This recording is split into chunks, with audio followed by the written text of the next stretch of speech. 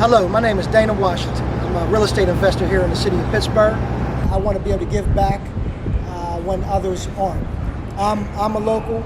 I'm not like other investors that sit in a cush office somewhere circling zip codes on where they want to invest. They go sit back somewhere on their yacht. I'm out here in the streets, on the grind. Boots on the floor. Working from the ground up, In this video, I'm going to touch on the term gentrification, something that I spoke about in a prior video. It's when wealthy people come into disenfranchised neighborhoods and communities all over the country, quite frankly, buy property up, pennies on the dollar, revitalize it, and increase property values, as well as the rent. That's good, and I think that's something that I think any economically challenged neighborhood would agree that we all want to see improvement or change to our community, but what we don't want to see are the locals be displaced and pushed to another community or another area that essentially doesn't help them at all. It essentially just kind of perpetuates the simple cycle of the generational curse, so to speak, that a lot of us fall under. So again, what I'd like to do is to give back through education and mentorship to help those that were disenfranchised, who weathered the storm through the 80s and 90s during the crack epidemic and crack era. I spent half of my life helping destroy communities. So it's my hope that I can spend the rest of my life, God willing, helping to rebuild. So I'm going to start by making a series of videos to help educate people on the step-by-step process on owning a home and why that's so important. So Ty, whenever you're looking to buy your first home, there's going to be 4 key components that you're going to need to consider. The first one is, which is a very obvious one, is to maintain consistent employment. When you want to go apply for a loan, banks don't like to see people jumping around from job to job. You want to keep in mind that a 2-year consistent employment is typically what banks want to see, right? So once you have a job, you need to put money away every single month to be able to put some money down on the home of your liking.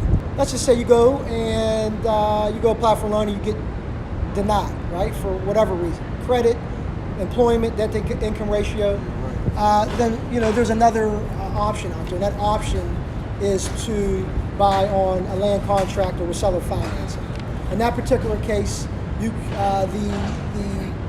making payments to the owner of the home, and that owner isn't necessarily as concerned with your credit or your borrowing power as he is for the amount of money that you're able to put down, right? And that's similar to putting money down on layaway for a purchase that maybe was made towards Christmas gifts or a birthday gift. I know, like me, when I was a kid, my parents, during Christmas or birthdays, they couldn't necessarily afford to pay for everything right up front, so they would put money down and then make payments over a period of time, would eventually be able to pay that gift off to take home and provide us with a great Christmas. Well, the same thing is true with purchasing through a land contract. You would put some money down on a particular property and then make payments over a period of time where either you would pay the house off in full or you would eventually acquire a loan once you were able to through conventional means, through a bank of some sort. So I think that this is going to be a way for a lot of people who actually want to own a home but can't because a bank denied them due to credit, due to their debt to income ratio, due to an unstable job. We can provide, property buyers can provide homes, sell you a home on a land contract. We have homes all over the city, from Penn Hills to McKees Rocks to Sheridan to Brookline to Swissvale and everywhere in between. And I think that this is going to be a good start for those, again, looking to own a home to prevent locals from being displaced through the gentrification that's going on, and allow you to capitalize on the growth that's happening in our neighborhoods. So typically, it's a lease purchase for like a for the bystander watching this video? Is it like a rent-to-own, pretty much, so to speak? Some people call them rent-to-owns. It's really depending on how the deal is structured.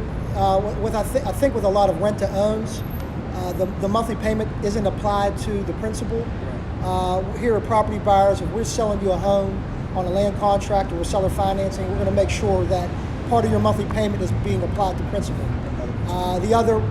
So for example, if your monthly payment is $500 a month, that's broken down to something called PITI, principal, interest, taxes, and insurance.